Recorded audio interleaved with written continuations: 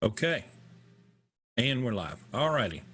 Welcome back to another fantastic edition of the apparently number one top rated podcast in America for trucking. So we're told.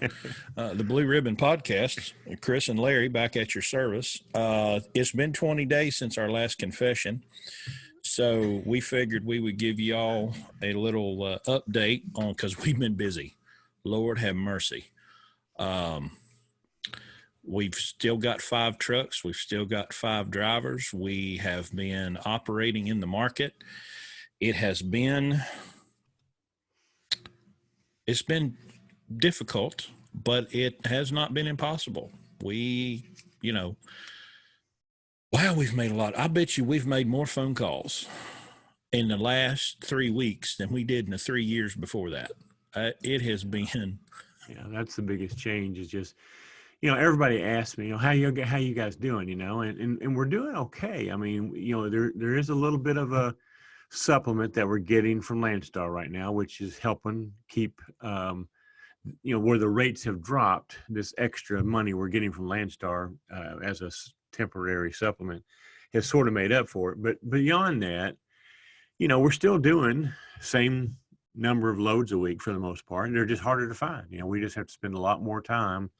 Where before I would be booked out right now for everybody, at least to the end of this week, and then in the end of next week. Now we barely are booked into this week. Most people have got Monday and Tuesday booked, with the exception of you. Everybody else we're still working on. So it's changed the way we're doing it, only because it's harder to find the loads and there's a lot more competition for the loads. But Yeah, our diligence has paid off, and we're doing it. Which just I used to spend the first couple hours of my day cleaning up, getting booked out for a couple more days. Now I'm till mid-afternoon, before I'm getting things put to bed, fix problems from yesterday, get a couple of loads booked out, for each truck. So it's just taking a lot longer to do. But the good thing is we're able to work, and we don't have people on unemployment, and right. everybody's still happy. So It's made me realize something that I think we left out when we've had this conversation about being at Landstar versus having an authority. Is the importance of that contract freight. Absolutely. That contract freight, buddy. I'm sure there's a lot of shippers wishing they hadn't signed those contracts right now, but the fact that we still have trucks pulling $3+ a mile freight. Now, you better be quick draw McGraw, and when that load alert goes off, you better be ready to hit that button, make that phone call. But the number of loads that we're doing that are still above our minimum requirement for what would be pulling a load is the majority of them. And we've had at least 2 situations I know of where a driver's week has been saved by one load, one contract freight load that was over $3 a mile that we were able to jump on and get. That has been the difference between the driver making $1,100 and $1,600, just one load. So that's a piece of value, but can't be discounted, because if I'm an independent owner operator right now and all I'm doing is running the spot market, Lord have mercy. That would be terrifying, because we know the spot market sucks really, really bad. So I am certainly glad to be at Landstar right now. I'm certainly glad to be working with Blue Ribbon, where we have a model that is sustainable and works in any market and every market. Because if, I haven't got my stimulus check yet, but I don't really need it because I've been working, and unfortunately, I think the next 90 days is going to be really rough. I believe the market's going to come back a lot faster than a lot of people think, but it's not going to be fast enough to save a lot of people from bankruptcy. There's going to be a lot of companies go down really, really hard. And I think there's probably a bunch of them hanging on right now because they think daddy's going to write them a check. And that ain't happening. Well, it's the stimulus. If it took the stimulus to save your business during this, you probably aren't going to make it anyway, because it's not going to be enough. And even there's so much wrong with the stimulus thing. I mean, I got tickled the other day. Somebody made a post about how the government gave them all this money, and this is another fleet owner at Landstar that I thought had his ducks in a row. But so I responded. I said, I put in air quotes the gave part. I said, just pondering this gave word you just used, and he came back and said, well, what's the problem? I'm like, well, I'm just sitting here thinking about how many of the rest of us and for how long it's going to take us to pay that back. Because you do realize that the government doesn't produce any money. Well, they print it all, but it's worthless. Right.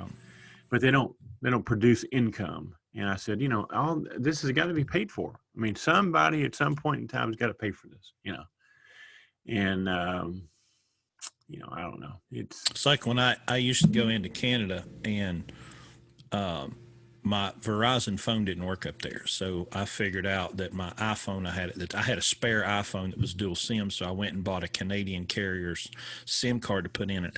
And I would have to buy these reloads at a gas station. And it was like a 13% tax everywhere except Alberta.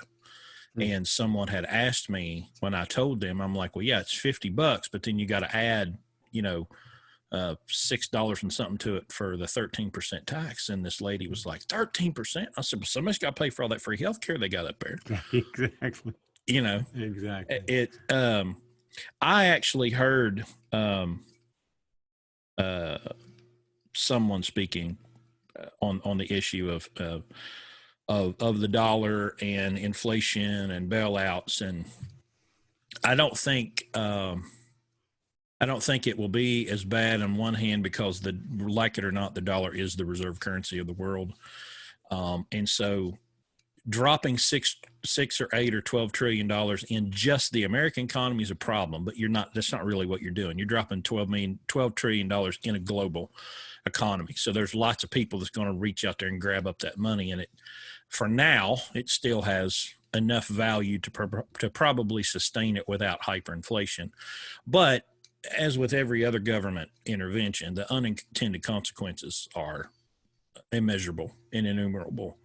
And that's what I've seen over the last 20 days since we did a podcast. I've watched 75% of the people move around as normal. And the only changes that I see, like last week in Pennsylvania, His Royal Highness, the governor of Pennsylvania, issued a mask order. And so I see a bunch of people wearing masks all of a sudden. And to the point that a customer that I've been going to for years now, and I roll up and they won't even talk to me, won't get near me, simply because the governor said some words to completely change their behavior. Not because they're afraid of infection. Well, the governor said we have to maintain social distancing. Governor said we must wear a mask. We will wear a mask. We will not sign your paperwork. Shut up, slave. And but before we were recording, you were talking about the chiropractor. The chiropractors in West Virginia never closed. The chiropractors in Kentucky were ordered to close. So the virus stops at the state line. It is a respecter of borders, and it's like, oh, well, I can't go in here because the governor shut the chiropractor down. So I fully expect the next 2 weeks to be filled with just civil disobedience and defiance. And I saw a story this morning from Dallas, North Dallas, where a woman, she opened her salon and she had armed guards there protecting her. And it said in the story, the cops showed up and then they left, and then they came back and then they left, and then they came back and then they left, because the bootlickers and the snitches kept calling the cops, oh my God, this woman and these people are engaging in voluntary commerce. How dare they? And the cops finally issued a citation She told him to pound sand. Judge gave her a cease and desist order. She told him to pound sand too. So there's just going to be more and more of that. And there's this idea that, oh, we're phase 1, phase 2. We're at phase FU. That's what phase we're at right now. You know, we're going to be back rocking and rolling here in about 2 weeks. And because the whole thing's just going to fall apart.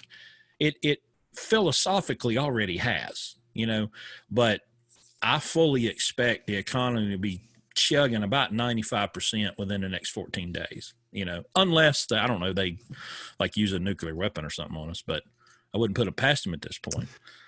Well, the thing that I find interesting from all this is that, how can I say it? How delicate people's, not only their business finances, but their personal finances are. I mean, you know, nobody saves money anymore in this country, you know, and now people have been forced to take off work, you know, for 2, 3, 4 weeks now, and everybody's broke, you know. And if you're in business, and you know, this has, and you could tell people are hurting because of the comments on Facebook. You know, guys that owner operators in these Facebook groups that never before could care less about anything. Now all of a sudden they just can't figure out how to stay in business. You know, all the things that we've preached all along with lowering your costs and all that sort of stuff, they thought was stupid. You know, now all of a sudden, had they been doing that, they wouldn't be in the situation they're in. You know. So my comment to all that was maybe the lunatics were right all along, you know, maybe we weren't so crazy, you know. So but I have a question. I have a question to that though. You know, yes, people are broke, and I guess to respond to what I'm about to say, you could just say they're whipping out their credit cards. But have you been to a Chick-fil-A? My God, we went to visit my mom and dad last night. And we got within 5 miles of a Chick-fil-A, and my kid's radar went off. You know, that microchip in their head, you know, the GPS tracker's like, oh, there is a Chick-fil-A nearby. So we had to go to the Chick-fil-A. 2 lines wrapped all the way around the building. Walmart busting at the seams.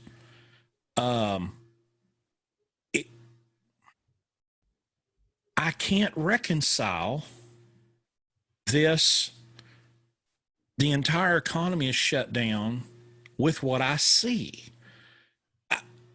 That's the most perplexing thing to me. Now, obviously, they could just be making Chase and MasterCard and all those people more and more rich and just going further and further and further in debt. But they don't seem to have slowed down a bit. And this Chick-fil-A is built in Barboursville, West Virginia, is built on a hillside. So there's just enough room for the drive-through round. Is there anything in West Virginia that's not built on a hillside? Well, valid point. So when you pull in, there's one in and one out. And then they split you into 2 lanes, and there's this girl standing there with a mask, and she's this lane, that lane, this lane, that lane. So we get up there, and I roll the window down. And I said, hey, how long you worked at Chick-fil-A? She's like, 6 months. And I said, 6 months ago, would you have ever believed you'd be a traffic cop? And she was like, absolutely not, you know, because they've got them all lined out around the building. Now, right below them, the Applebee's has got all the signage gone off of it. So it's gone forever. So certainly. They were in trouble anyway, though.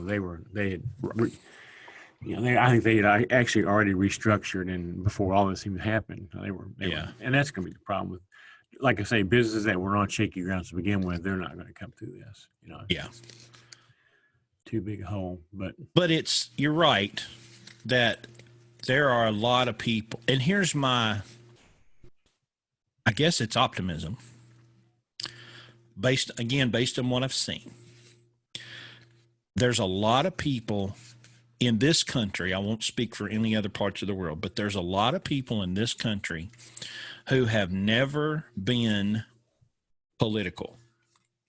They might say I'm red or blue, but they didn't go vote. Mm-hmm. They never wrote a letter to the congressman. They would never attend a protest. They would never, because it didn't matter. I mean, let's be honest. You can go on about your daily life and never watch the news and never vote, and your life's just going to keep chugging along regardless of who's in. This situation has lit a fire under a bunch of those people that we've never heard from before. And I think similar to the last presidential election. I mean, the same thing happened with people who didn't normally vote. That's why all the polls were wrong about Trump. Those polls were taken from likely voters. Well, you had a whole bunch of people that weren't likely voters, before, and then they just had enough. And so, I think you're seeing the same thing. I agree with you. I mean, who would have ever thought that some of those people right there would never have ever admitted that they would ever be involved in civil disobedience? Mm-hmm. And now they're out there waving flags and carrying guns and signs and marching around the capital of the state, So, but, you can only push people so far, and the other thing that I find interesting about it is that it basically shows you who are self-thinkers and who are just drink the Kool-Aid, Yeah. And I think a lot of people weren't necessarily drinking the Kool-Aid. They just didn't want to get involved. I mean, I've said this to you before. My wife hates politics, okay? But she doesn't despise the politics. She despises the pettiness of it, Mm-hmm. She doesn't want to be involved with people who, stoop to that level of pettiness that most of us grew out of in junior high school, Right. These people are professional junior high school people, And so she avoids it only because she doesn't want to be around those kinds of people, And I think there's a lot of people that are that way. It's not that politics itself is so bad. It's the people that it attracts. I don't want to hang out with. And I think a lot of people feel that way, And so, but you get to a point where you realize, well, even though if I don't want to hang out with it, these are the people that are making these decisions that I have to live by right now.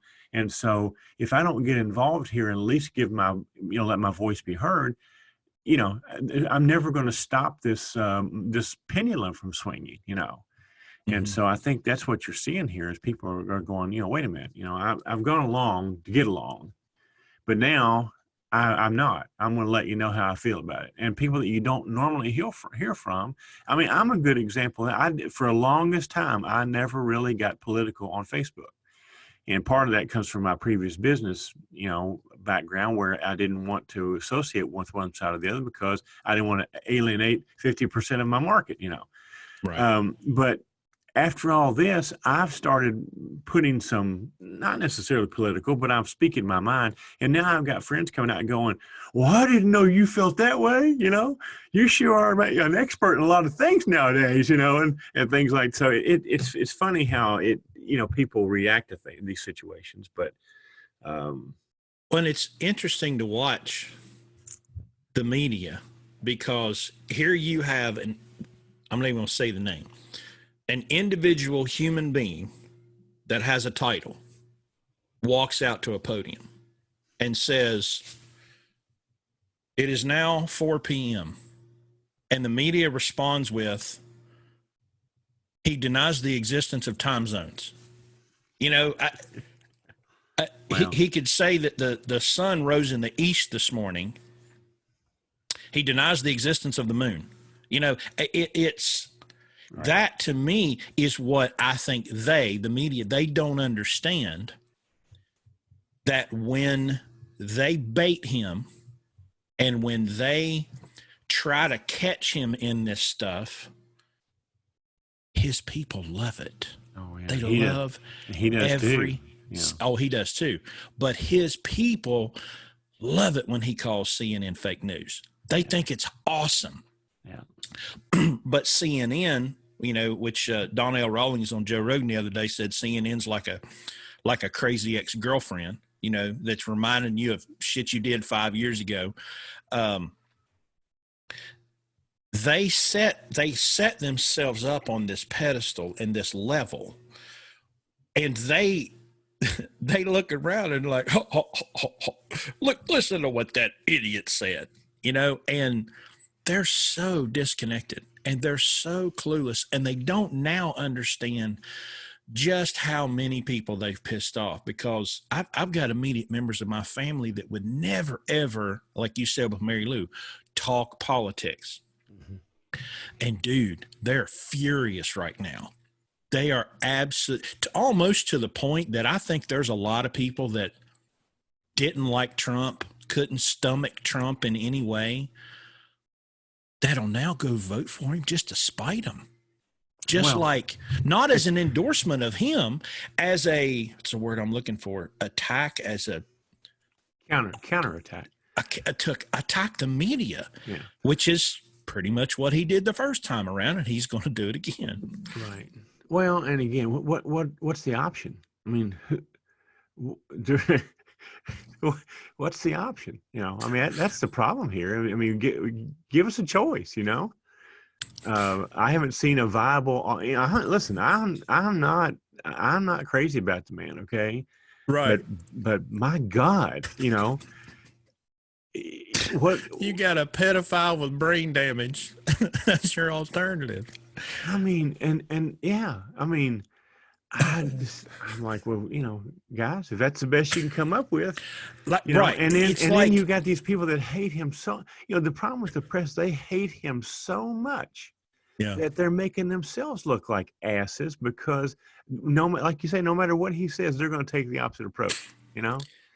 And if you're literally gonna come to my house and put a gun to my head and escort me out to the van and drag me to the polls and say, all right, citizen, you have a choice. Okay.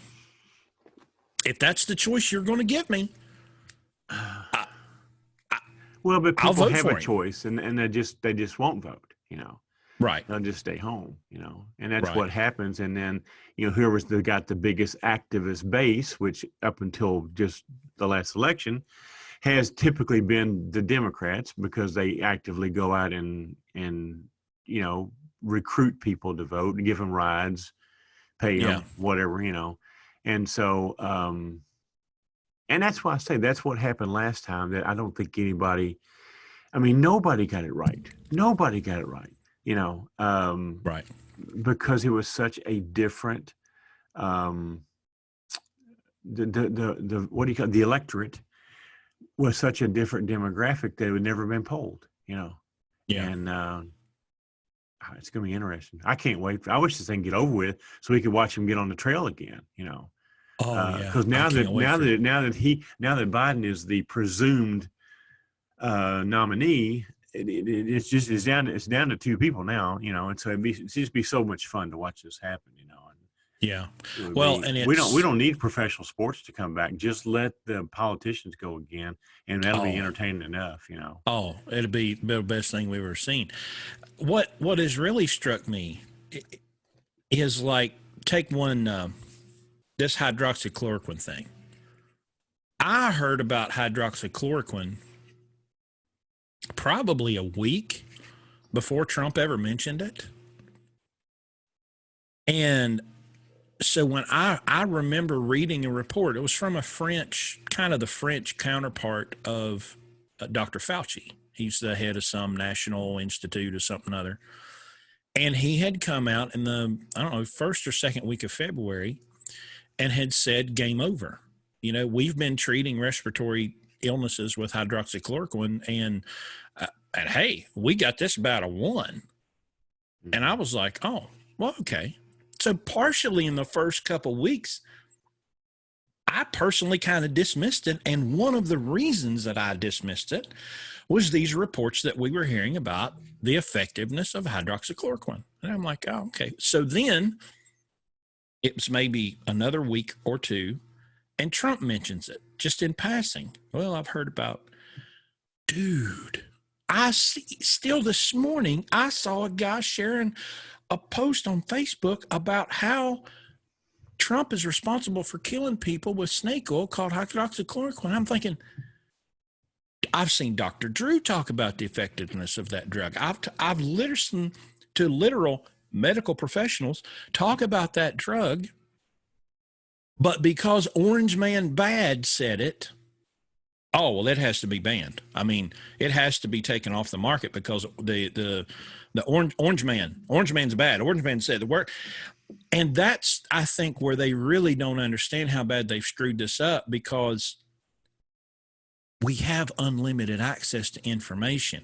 Facebook and Twitter and Google and YouTube, they can all try their best to suppress the information, but you can't stop me from talking to my neighbor and having a conversation and saying, well, I heard about hydroxychloroquine. Did you hear it? Yeah, I heard about it too. Well, the media said this. They don't understand how much damage they've done to themselves. If they just shut the hell up, it'd probably go more their way than if they didn't. But I've lived this for so many years because I've listened in this industry for 22 years to experts that were completely full of shit tell me how it's got to be. And I'm thinking, I forgot more than you idiots will ever know. But, well, experts said this and experts said that. And I'm thinking, why are they an expert again? Why am I listening to these people? Because I don't want to hear anything. Experts have recommended trucking companies run themselves the way they have, while we're the lunatics. I'll take Blue Ribbon any day. Well, and to bring and to get this back onto a business subject matter, this just illustrates to you why you should do business the way we've promoted it to be done. Because let's look at it. If you were in business right now and you had paid cash for your truck and you didn't have a truck payment and you had no debt, and you're speccing your truck and doing the modifications to get the best fuel mileage. And I'll admit, fuel is cheap right now, but still, it's still going to be your number one expense, And if it's just because it's cheap doesn't mean you still have to throw money away, But fuel's not going to stay $1 a gallon, okay? And that this rebound is also going to be it's probably going to be a what am I trying to say? An overreaction, which typically we do, to where once the economy opens up again, then the people that run oil companies are not stupid, and they're going to make that money back. So, oh yeah.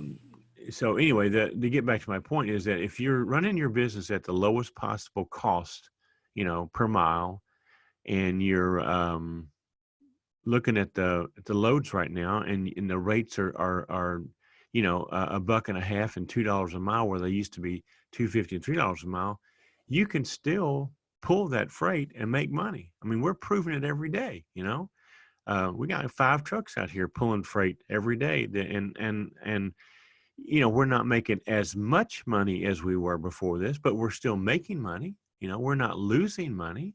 Right.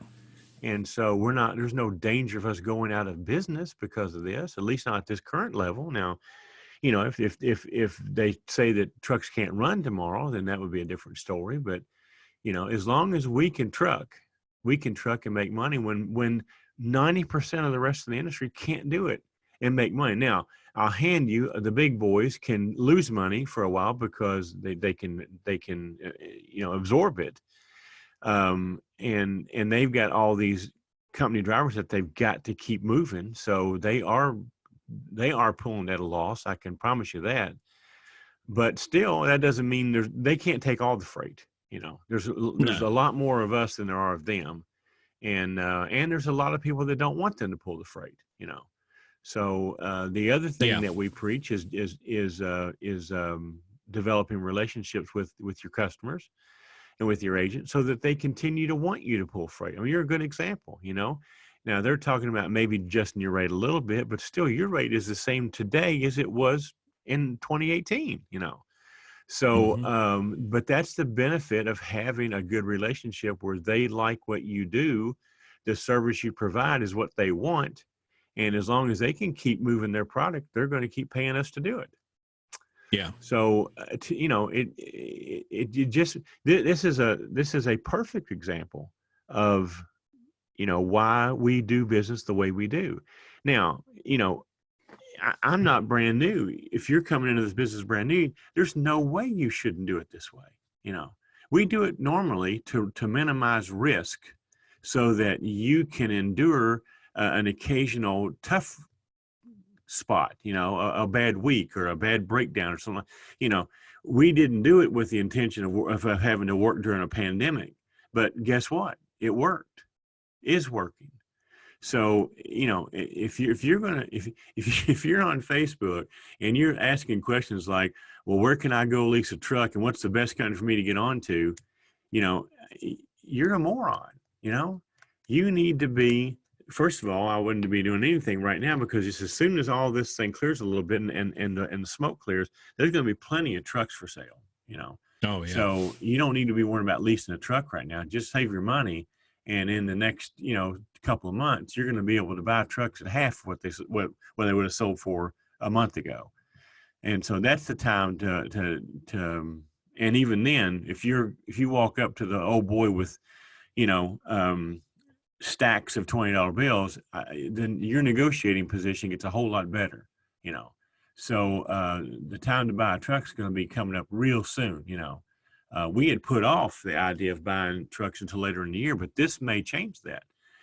We see a bunch of good deals coming along. We may just jump on that right now, only because we're going to be able to buy them for half of what we would have paid for them, 6 months ago. So, but anyway, this is, again, what I'm trying to make is that there's not a better example of why to do business the way we teach you to do business than what we're going through right now, so doesn't get much worse than this. So if you can endure this and make money, what's going to be thrown at you next, short of a nuclear attack, so.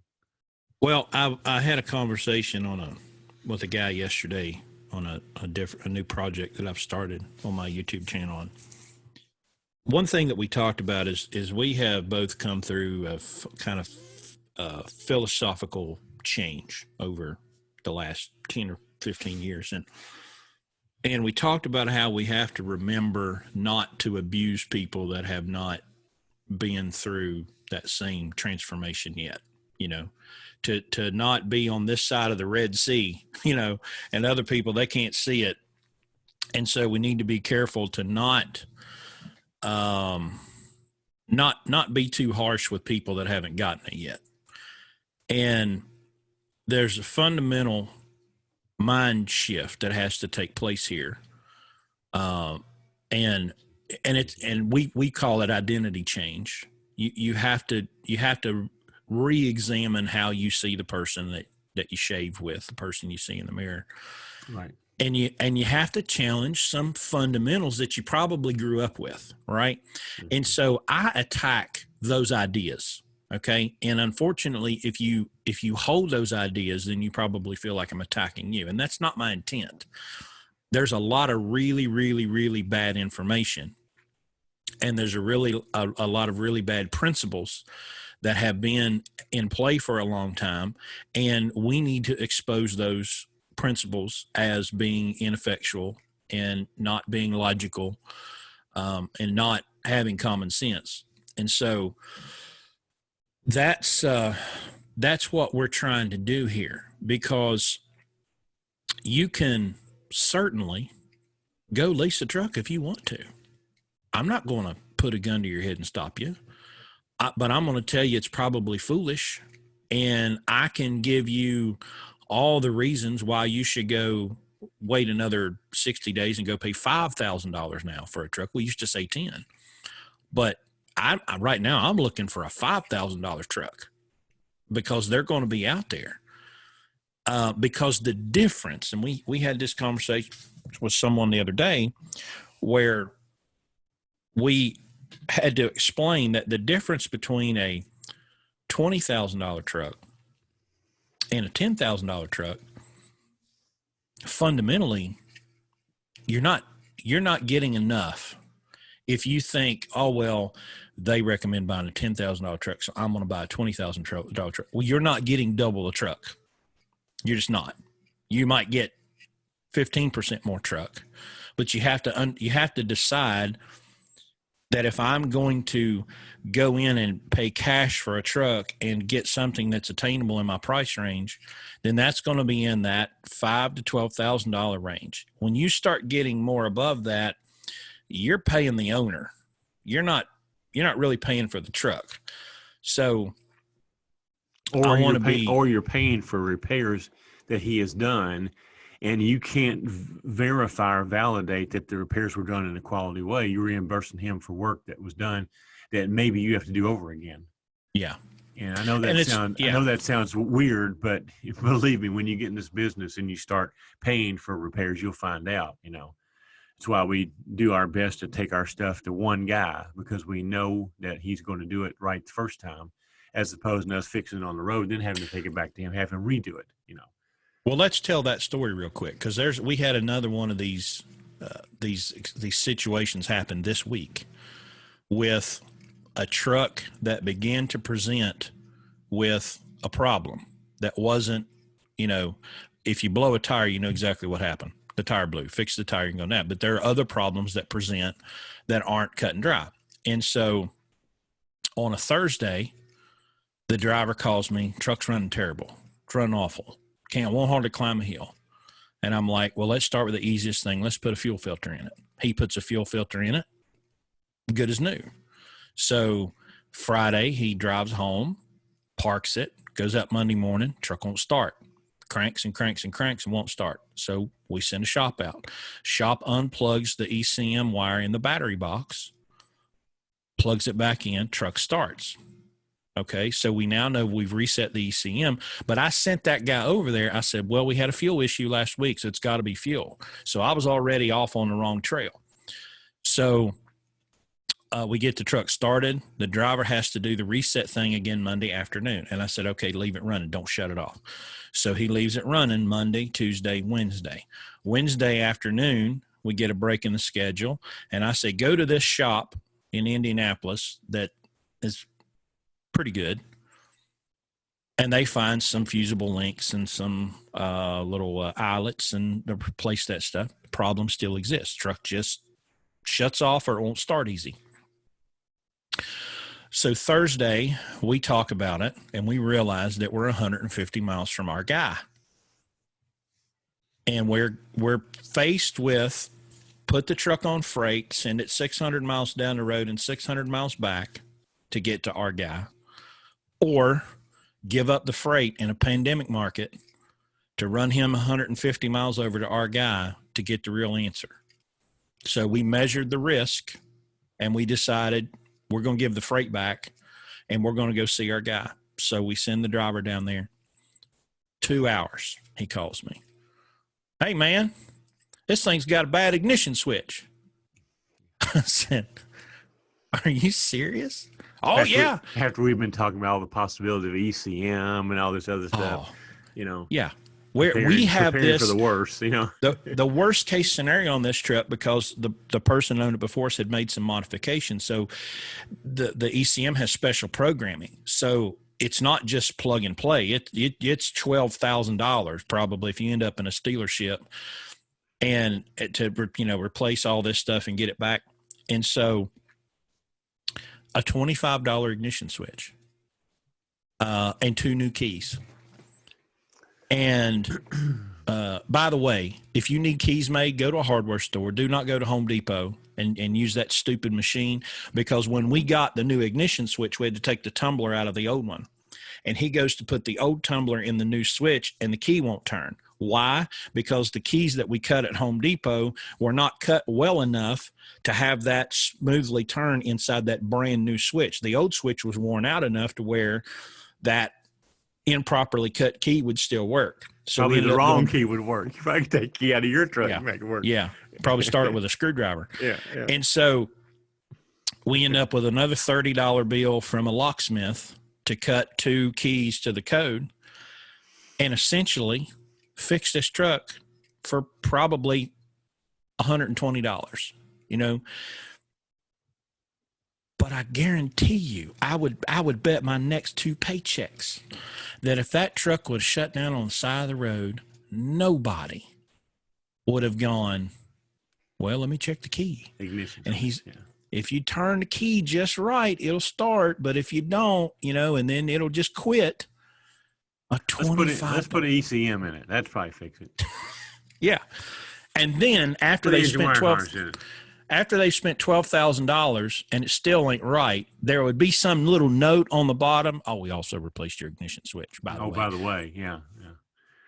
But all that other stuff had to be replaced because it was bad too. This, And that's what you get. That's why I say it sounds to the untrained ear that we're making shit up about this. But believe me, this is not the exception. This is the rule.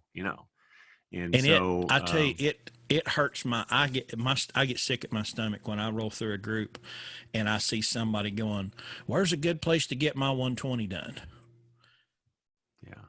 Relationship.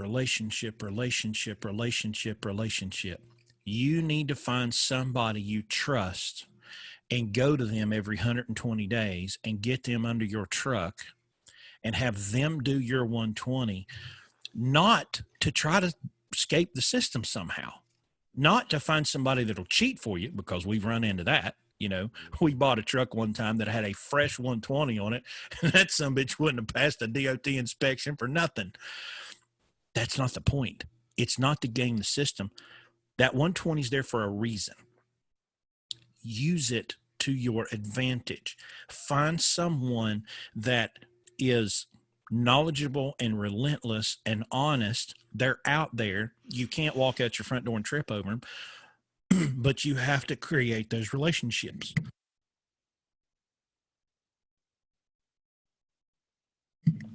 If you don't, you end up in a position where you pay a lot of money for stuff you didn't need. And it's not that it's always intentional. These people, they honestly just don't know. They only know what they've been taught, or what the guy that next, the guy who they ask, "Hey Joe, what would you do about this?" It's not that they're trying to make your day bad or screw you. They just don't know. And the problem is half of them really don't care. That's the other part of it, is that, for some reason they get paid to fix stuff, but they don't really want to fix anything. They'd rather get this out so I can go sit in the break room, Yeah. I mean, how many times have we had people not fix something on a truck that we would have paid them to fix if all they had to do was just say, "Hey, by the way, do you know you have an air leak over here?" But they'll let it go because you didn't ask for that.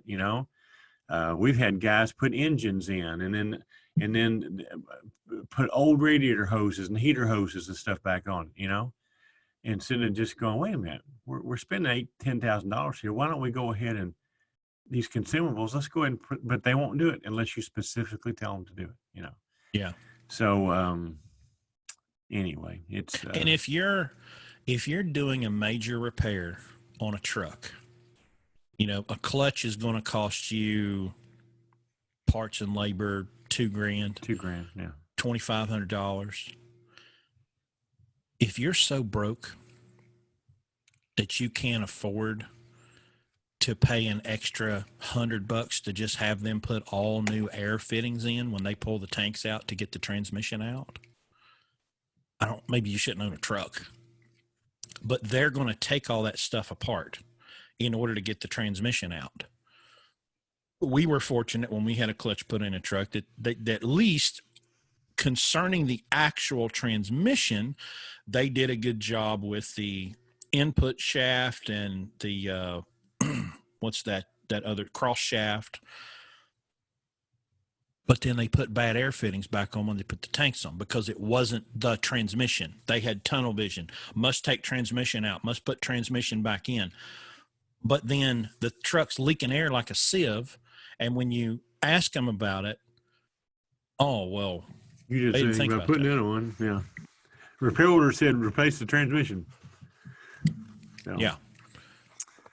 Now you talked about changing identity. That, that's the thing. That's the and look, we've got people that come work for us now that have listened to hours and hours of these podcasts, And sometimes that identity change still is a hard thing to do. Even though they know that this is what they want to do, it's just not natural for you to change,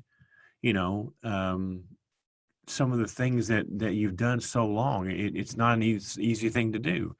And so we have to remind them, constantly about, look, you didn't come here to drive a truck. You came here to learn how to run a trucking company, and so what you do every day is going to be different than what you did every day before you came here. There's a lot more that is going to be expected of you here than you had to do where you were before. That's why we don't compare our job with the job you had, because we're not really giving you a job. We're giving you an opportunity to learn from a couple of pretty good guys, and at no risk to you, while you practice what we're teaching you on our trucks. But that's not what you did before you came here. But at the end of the day, you're not going to be looking at being a company driver in a year and a half. You're going to be looking at being an owner operator, a business person, maybe even someone who's going to have a fleet. So this identity change thing is very important, because there's things you have to do. There's concerns you have to have that you never had before. And that's what's so hard about doing this. That's what keeps most people from being successful, by the way. It's not that they don't know how to drive. They didn't fail as an owner operator because they forgot how to drive. They failed as an owner operator because they didn't take care of business, and mainly because they didn't know how to take care of business. And that's what we're doing here, is teaching you how to take care of business, and sometimes it's just little things, but it's instead of driving down the road daydreaming, you got to be driving down the road thinking all the time, what do I need to be doing next? There's just not any idle time. You're constantly should have your mind on something besides just listen to the radio and run down the road. I had a conversation with a new driver this week, and really, really good guy. And we're talking about trip planning, and trip planning here is just wildly different than anything you would have experienced as company driver. And he asked the question something like, well, when do you think about all this stuff? And I said, every minute, all the time of every day. Yeah, exactly. You have to be constantly engaged with, where am I at? When will I be there? How does the bathroom break I just took, where do I stop for lunch? How does that affect? Because what I do today affects Thursday and Friday. What I'll be leaving today to go to Indianapolis. And I know that if I don't leave rolling with a full load of fuel at a certain time, it will affect when I get home Friday. I know that now, but if I don't do the math, and that's essentially all it is, it's just third grade math. It's not calculus. Sometimes it feels like that because you got all this stuff being thrown at you all the time, but it really is quite simple. But every minute of every day. Well, and that's just trip planning. At the same time, you got to be thinking, well, what are the maintenance requirements coming up on this truck?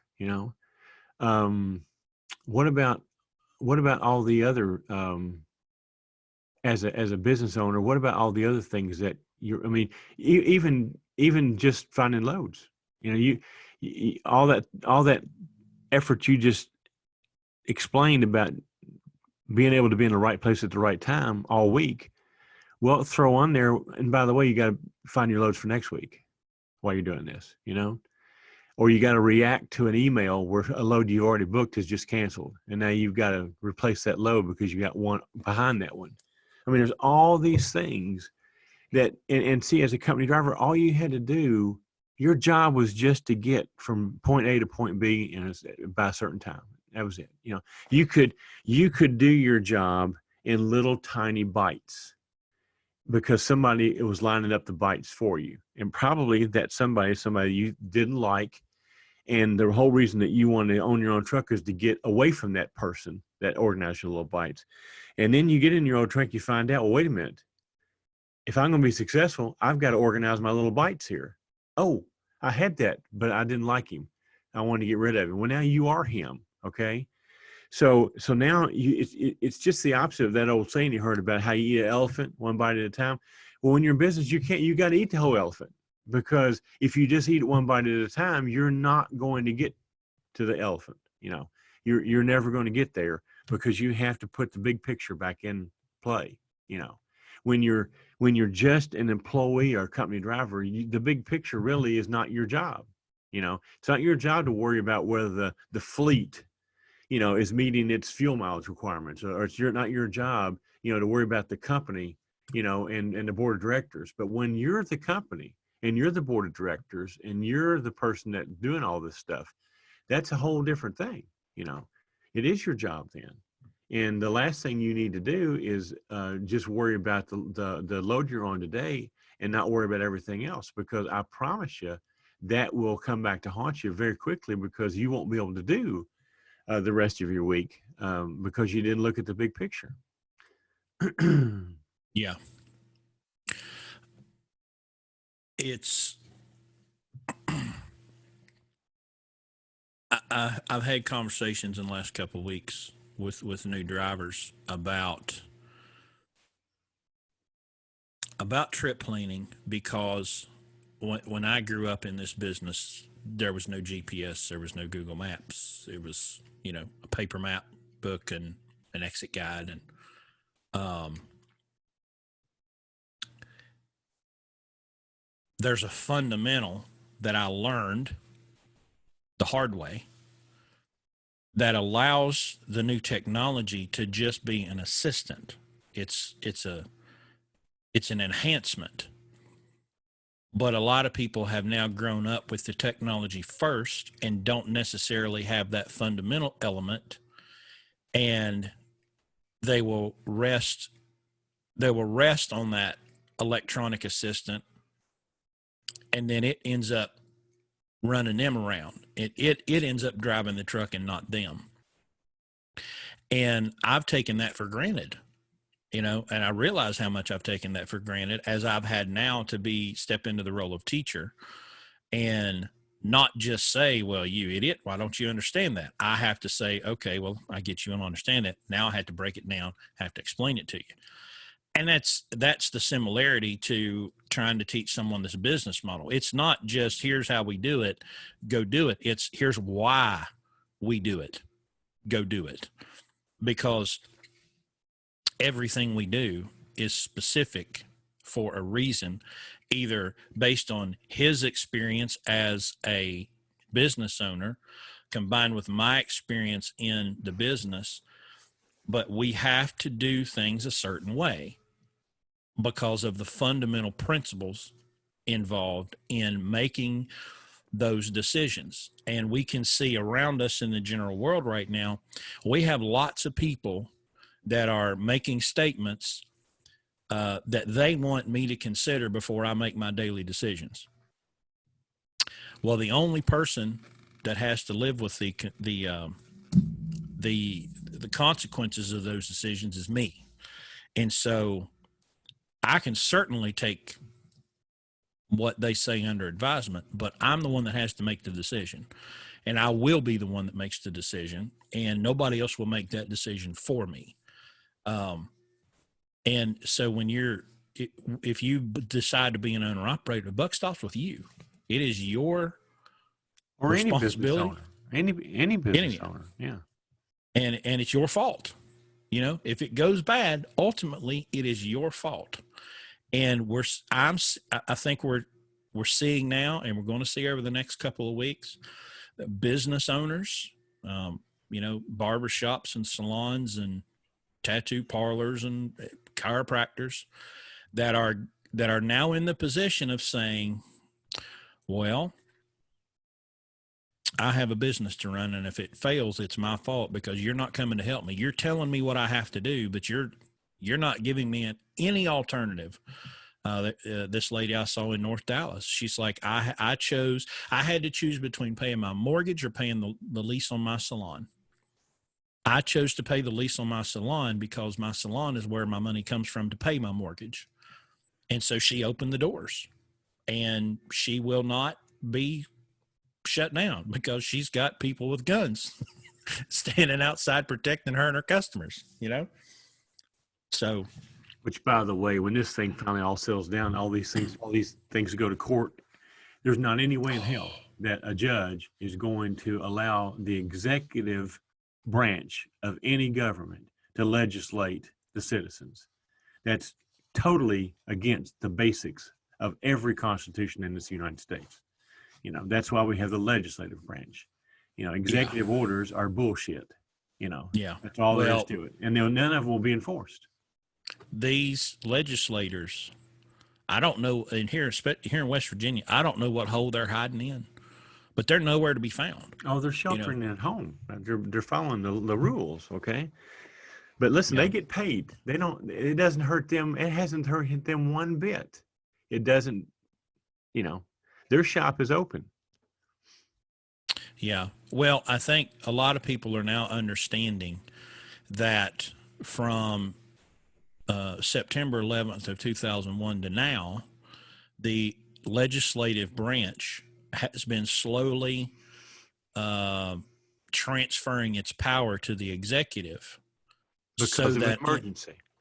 In the case of an emergency, right, if the executive screws it all up, that guy will be gone in 8 years, and they can say, oh, well, we didn't have anything to do with it. It was that guy over there, you know, so don't fire us. Don't end our lifelong holding of this office and all the money and power and prestige that comes with it. Blame that guy. And so when these people crawl out of their hole they're hiding in, I think they're going to find a very, very, very pissed off constituency that is going to say, okay, you did it, now go undo it. It's time to take the governor's emergency powers and throw them in the trash. That he didn't have to begin with. Right. Yeah. They did this, and they need to answer for it.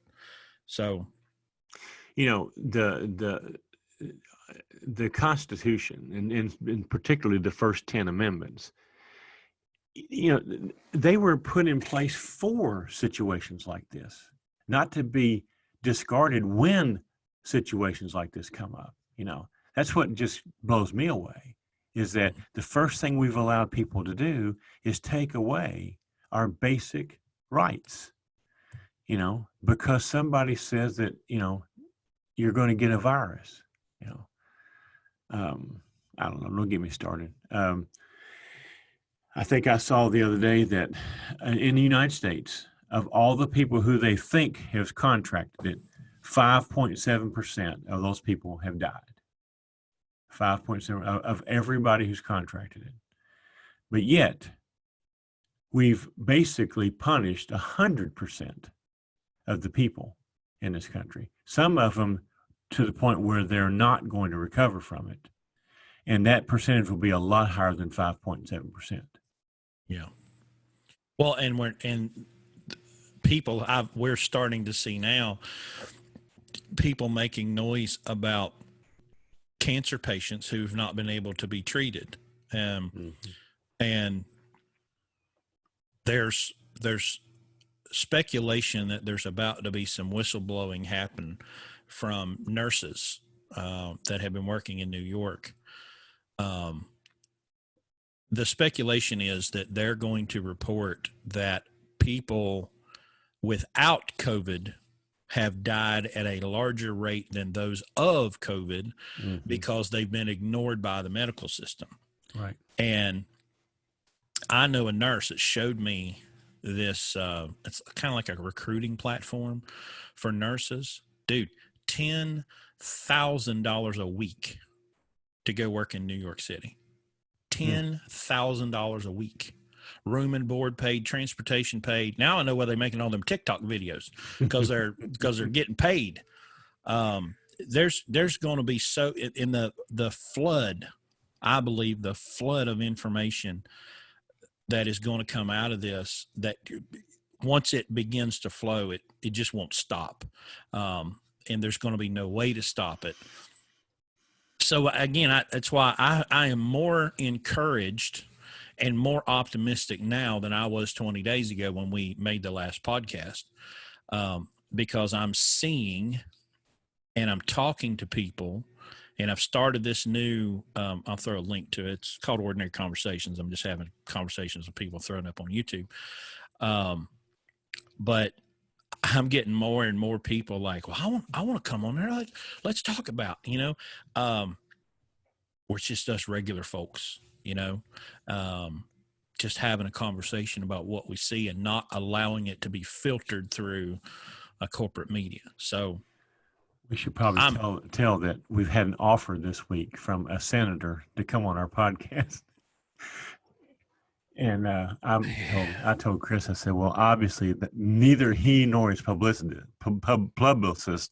have listened to the podcast, or there's no way they would have asked to be on here. So we did him a favor and just didn't respond. So I thought about it. I thought, to have a member of the U.S. Congress come on this particular program with these two particular hosts, but it would be, you've seen a few of those moments on CNN where somebody just takes the mic off and walks off. That would probably happen here. Yeah. So we just figured we would save the guy the embarrassment. Right. Listen. That's how we found out, by the way, we're the #1 podcast in the industry. the top rated trucking podcast in America. Top rated podcast in the trucking industry today. Quote. And so we Googled that. And sure enough, we found some. I did find some website somewhere that said the American Truck Driver, the old title that said that was #1. I found another site that we were like 13 or 14. Guys, I told you all along, I think people listening to this are sick. And I'm proving right now there's a whole lot of sick people out there, aren't they? Well, there's an issue of faith, and hang on a minute, because I don't mean that the way you think I did. There are a lot of people that have been raised with faith and devotion in the state. The government, the media, they have the answers, they have the resources, and we should listen to them. Well, I'll tell you this. My faith is in people. My faith is in the market. Now, that's not to discount a spiritual faith that I hold. That's a separate issue, okay? But my customers are where my prosperity comes from. Everything I haul is custom made. Windows, doors, cabinets for 2 different shippers.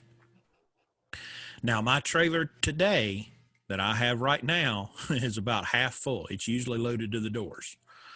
And, obviously things are down, but without regular, ordinary people going and purchasing doors and windows and cabinets, I don't make a living, period.